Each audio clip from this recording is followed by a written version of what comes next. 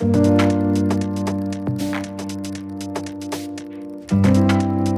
right, in the interest of time, I am going to go ahead and begin. Thank you so much for joining. Right, very quickly, my name is Veena. I am a success manager here. I was going to say client success manager here at Formative, and I've been a teacher for a while, and a dog parent, and not from around here. I've been in New Jersey quite a bit, actually, and a lot of my teaching happened there. So that's me. This session is being recorded. It is scheduled for 30 minutes. You'll probably hear the lady say that it's being recorded in a second. To confirm, this session does include content that's included in your partner and premium subscriptions. And I do have my chat box open and ready. So please do type questions in the chat and I will do my best to answer them. Right, so this formative is, this webinar is titled What's New in Formative? So here's what we're going to cover. I'm going to share with you some new question types. We have something called sections now in Formative, and we're going to talk about what that means and how to use it. We're also going to look at some grading tips and tricks and just general product updates that will make lives easier. All right, so let's dive in. And the way you can dive in is you can totally just follow along with what I'm doing. But if you would like to play along with me, then you can totally log in to your Formative account, just like you normally do. So while you decide what you'd like to do there, I'm going to quickly go to my dashboard so that we can start. What we're going to do is first, I'm going to show you some updates. We're going to build a webinar together, a formative together so that I can show you all those new question types. I will also be assigning you a formative so that you can interact with those questions as a student. And questions, of course, always welcome. Okay, so this is my formative dashboard. And the first thing I wanted to show you was actually not in the Formatives tab, but in the Classes tab. If you go to one of your classes in the Classes tab and you click on this little caret, you get to see all your students, right? So here's an exciting new feature. It's something called Accommodations. Now you can see accommodations or you can make them invisible. You can add accommodations to individual students. Now, we're going to build this even further soon, but right now, the accommodation you can add is a time limit extension. All right, so you can now set universal time extensions for students. So that means it will apply for the student for any formative with a time limit. Now, your 504s and your IEPs and your individualized education plans are always asking for time accommodations and support accommodations. So this is a huge feature. And now you no longer have to make copies of formatives and then restrict them to individual students anymore. You can just add an accommodation to a student by clicking this and choosing a time extension and applying it to that student for any formative that has a time limit. So a lovely new feature, which I think is going to just make teachers' lives easier. Now let's go into the Formatives tab because we're going to start building a formative. Now, I'm going to start new formative. And the first thing I'm going to do, as usual, is to title my formative, right? So I have a little title here, and you know what, I'll just title it like webinar test or something. Okay, now I do want to show you that the triple dot menu up here, if you click it, you will notice that there is a set formative type. Okay. Now, this is rather important, and I want to show you that you can tag your formative type. We've added new tags. I think the new ones are post-test, summative assessment, interventions, tutorials. So really, there's lots of formative types so that when you tag your formative as a certain type, you can then filter for those formatives when you look at your data tracker. So this is just to help you filter your formatives to see only the data you want to see. Okay, so that's just one other thing to note. Now, here we go. I've put in a little title. I'm going to add some instructions here for our formative. And remember that these instructions will always stay at the top, right? Let's begin our magic by clicking on that blue plus sign. And here we go. Here's that new, my screen went black. Is that just me? Probably. Do you want to refresh and see what happened? Let me know. Do you mean you can't see my screen? Okay, yes, please leave and come back, but we'll be here. And this is recorded, so don't worry, it is recorded and you'll be able to see it.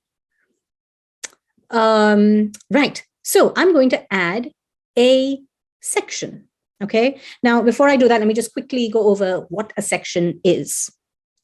You can now organize your formatives by creating sections that group several questions together, okay? So sections allow you to maintain the order in which questions need to be answered, right? You can still randomize the order of questions within each section, but students will only see one section at a time. So you might want to make your sections work for you that way, right? You might start with a warm-up section and then a mini lesson section and then maybe a test yourself section.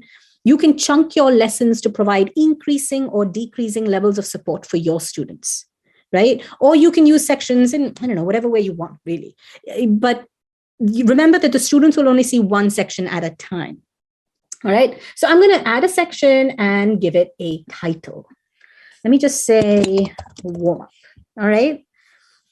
Now, I'm going to start by adding to my section some content. So I'm going to click on the blue plus sign again. And I'm going to upload a document that I already have. I love this, uploading my own content. It is super convenient, right? Especially when you have your own worksheets and things that you want to use. You don't want to reinvent the wheel. So here we go. I'm adding a document. This is just a PDF image of a story and an attached art piece.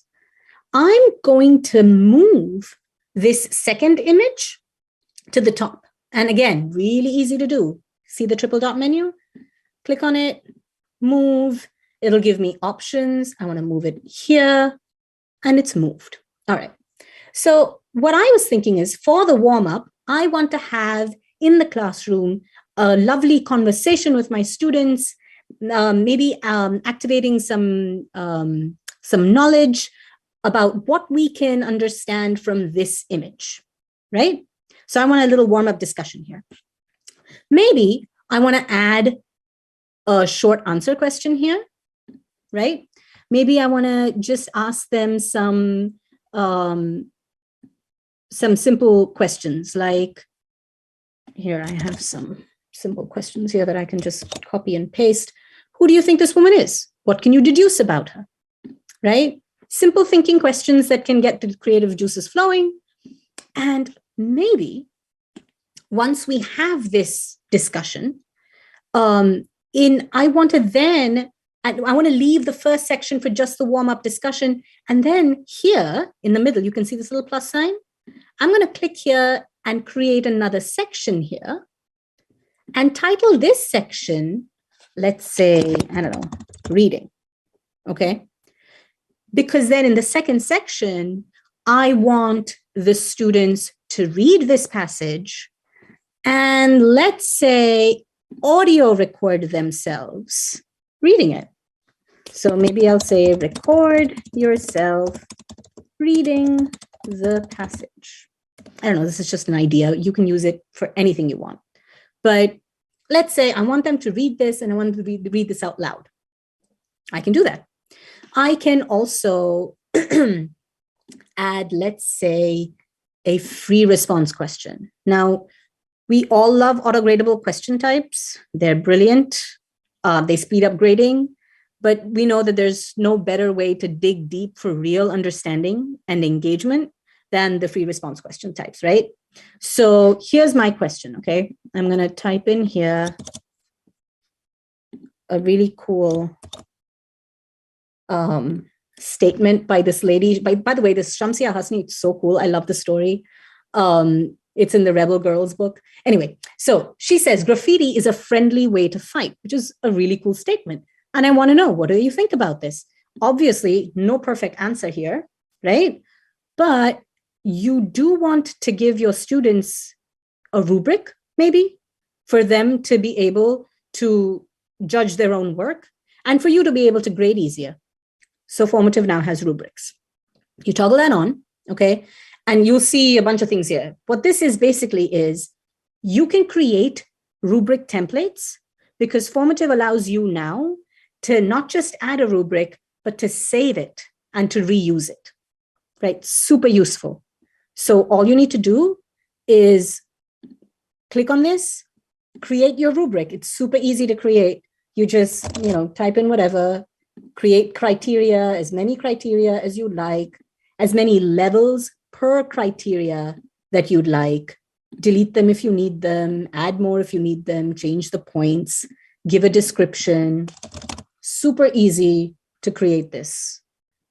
Click, and it comes here for you to use. You will always have these in your account. So you can just use them and apply them to whichever question has the rubric feature. Okay, so let's say I'm choosing this one. There it is, it's chosen. All right, and you're going to see a rubric, what it looks like to students in a bit. Okay, so now let's say I've had my first section, which is the warm up, the second section, which is a reading section. Let's say I want a third section, all right, which is actually, which I'm going to title here, showcase. Okay, I don't know, I'm just making something, but it could be showcase to like showcase what you know. So let's say here, I want them to upload a file. So I chose the question type file response, okay? And what I want them to do is answer this. If you were Shamsia, what would you have painted? Upload your painting. Your student will be able to upload a file of up to 100 MB in size from their computer or Google Drive. That's simple.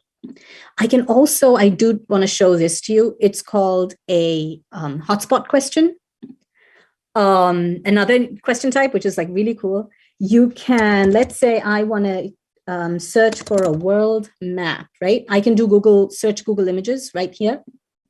Let's say I choose this. What a hotspot question is supposing, now this lady lives in Afghanistan, and supposing I want them to show me, locate Afghanistan, okay? Now what hotspot allows me to do is it allows me to make the image clickable. And it allows me to make the image clickable in a certain spot. So I can just choose any one of these and go ahead and plunk them in places.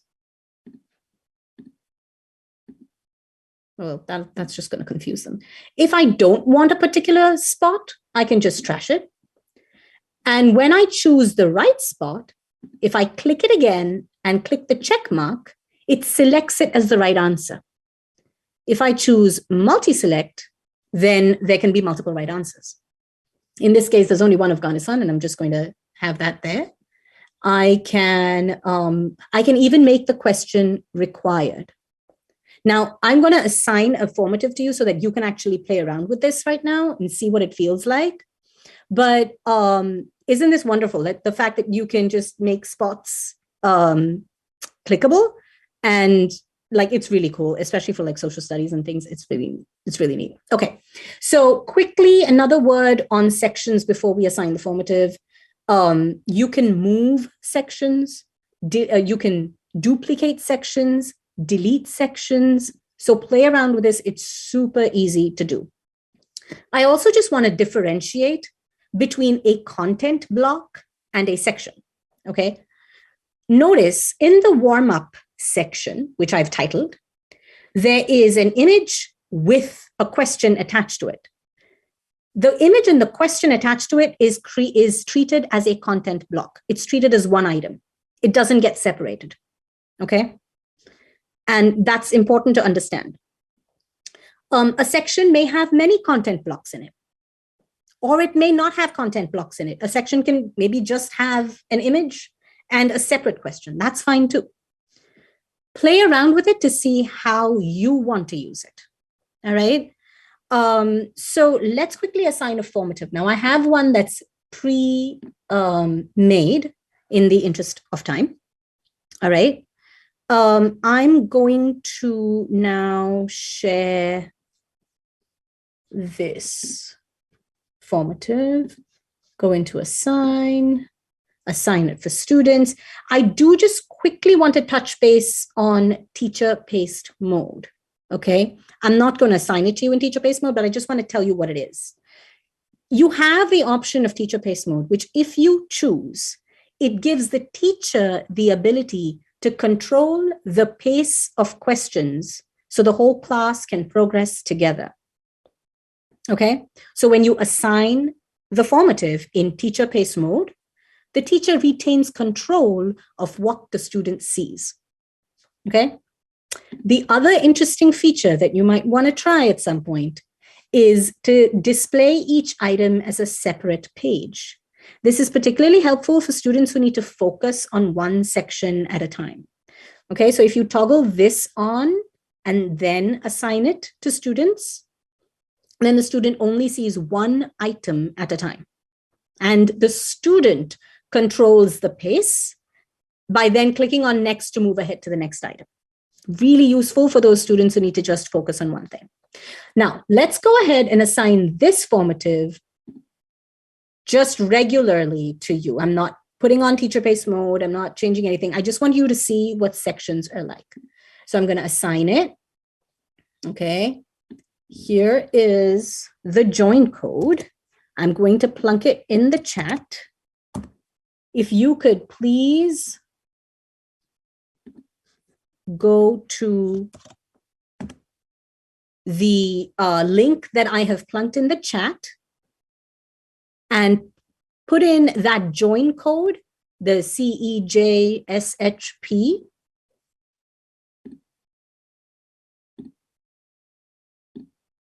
I've hidden names. That's great. One of you is in there already. That's fantastic.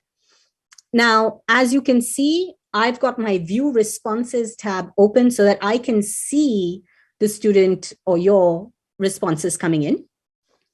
And you might notice when you enter the formative that there's a student progress bar at the top of the formative. Can you see that? I'm going to show you what I'm talking about in just a second. I'm just going to show this to you for a second so that you can see. This is a student view. This should be what you're seeing. And you see how you can see the instructions and only one section, right? That's the beauty of sections. You only see one section at a time, right? You can see the student bar at the top, and that tells you that this is one section because there's a line here in the middle, and then there's an image, an embed. There's, you know, a bunch of, and you'll see how it progresses. If you click on next, then you'll be able to control the pace at which you go. I see some question answers. Ooh, I have questions. When they upload, will you have it open in another tab? Or will you see Oh, social studies is the best. Yes. Isn't that amazing? Wait, when Jonathan, when they upload, what do you mean when they upload what exactly? Sorry, I lost the context of your question. When you upload the file. Oh, which file? When I upload the file to when I'm creating a formative, or are you asking about when the students upload the file when I ask for a file response? When students upload files, do you see it within Go Formative? Yes, when they upload the file, you will be able to see it in Go Formative. Yes, when you see it in view responses. So I'm just gonna go back here to my view responses, right? So if in one of the questions you were, as a student, to add a file, then I would see that file. I would open it up here. Yeah. So I just want you to notice a few things, which I'm going to show you here. One is the progress bar, right? The other is if a question is required, then it has this little required red word there. You can also notice that a rubric is shown here. So if you click on the rubric, you'll be able to see, of course, mine is blank because it's a pretend one, but if you have a real rubric there, they will definitely see that rubric. Okay. What else? I also want to show you that students can initiate conversations with you. If you see that little comment box under any of your questions, you can click on that and send me a message right now. If one of you wants to do that, or if all of you want to do that, go ahead and do that right now. I will receive those messages and I'll know that you're sending me messages because I'll be able to see it. So would one of you like to try to do that? Or I can try to do that. I can send you stuff too. So let's say I will choose this person and I'll say, actually, you know what? Let me just select you all. You see how easy it is to select everybody and send feedback. Just like that. Did you all get the feedback? You would all have gotten it, just like that. So again, with grading, it's really powerful because you can give multiple people, multiple students feedback together, right? I can grade in batches. Let me make sure there aren't any more questions here.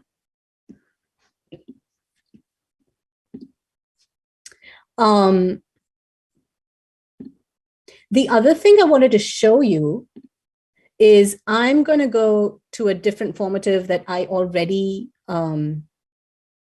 had. This is a completely different formative. So I just wanted to show you, though, that it's really neat what those feedback looks like. So here I am in one of my previous trainings, and you can see right here this little circle with a blue comment in it. That basically tells me that my student has sent me feedback. I will also get a notification. Okay, and so if I send you feedback or you send me feedback, we'll get notifications so we know that we've been sent a comment and we can respond accordingly. So any questions at all with regards to sections and content blocks? Do you see the power here? Do you see the power here of sections and the fact that, oh, here we go. Yay, oh, you do? That's awesome. That's so great. Yeah, thank you. So the idea here with sections is that Formative is not just an assessment platform. It is for you to, can you show our responses? Yeah, I did, you see? Can you see this here?